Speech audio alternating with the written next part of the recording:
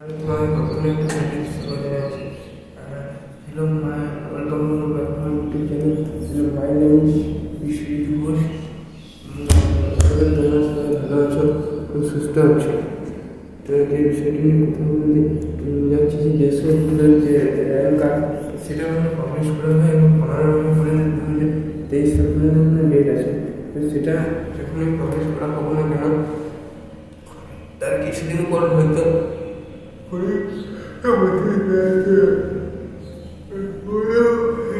পঁচিশ দিন পর কিন্তু কাউন্সিল হবে। তো কাউন্সিল কি না কি করতে হয় তো সেটা এই ভিডিওতে আলোচনা করে কি, তাই না? কাউন্সিলের যে পরীক্ষা সে অতি প্রয়োজনীয় একটা জিনিস। কাউন্সিলে ভুল করে দিলে অনেকে ভালো র্যাঙ্ক করে সত্ত্বেও ভালো কলেজ পায় না। কেউ হয়তো 5 র্যাঙ্ক করেছে, 4.5 র্যাঙ্ক করেছে, সেটাকে এফার্ট দিতে হবে না, সেটাকে কেয়ার করতে হবে। সেই জন্য ওই কেন সে 5 র্যাঙ্ক করেছিল, 4.5 যে র্যাঙ্ক তার তো ভালো কলেজ পাওয়া দরকার ছিল, কিন্তু সে পায়নি কেন?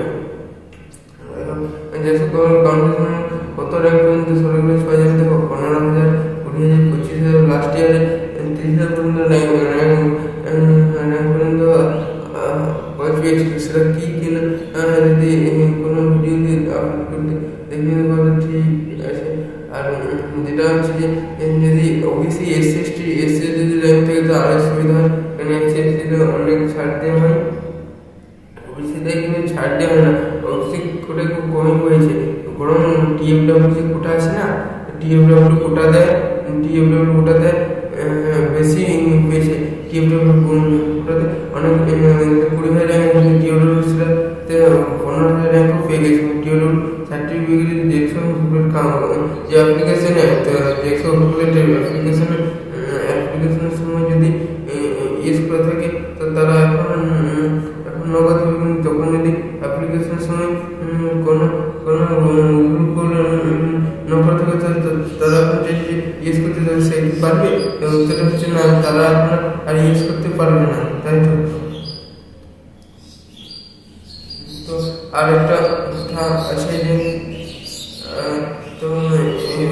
আপলোড করলে তোমার এই ভিডিও থেকে নতুন চ্যানেল যে সকল কাউন্সিল সম্বন্ধে চলতে থাকে। এবং যদি তোমরা এই লিস্টে বলবো যে লিস্টে প্রথম লিস্টটি ওঠা, তারপর তোমরা প্রথম কলকাতার দিকে ভালো রাখবে,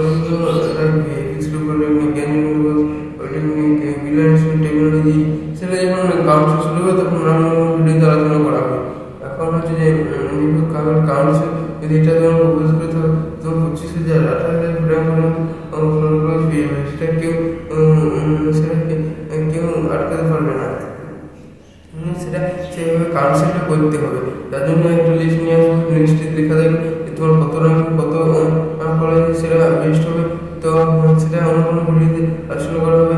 এবং যে সময় কাউন্সিল সম্বন্ধে ডকুমেন্ট কোথায় কাকে সাইন করে দেবে, ডোমেন সার্টিফিকেট, মেডিকেল ফিটনেস কখন করতে হবে, সে আসল সেটা আমি এই চ্যানেল থেকে বলে দেবো। যে সময় বলবো যদি কাউন্সিল সম্বন্ধে যদি আর কিছু ইনকোয়ারি থাকে তো অবশ্যই কমেন্ট জানাবে। এই বলে আমি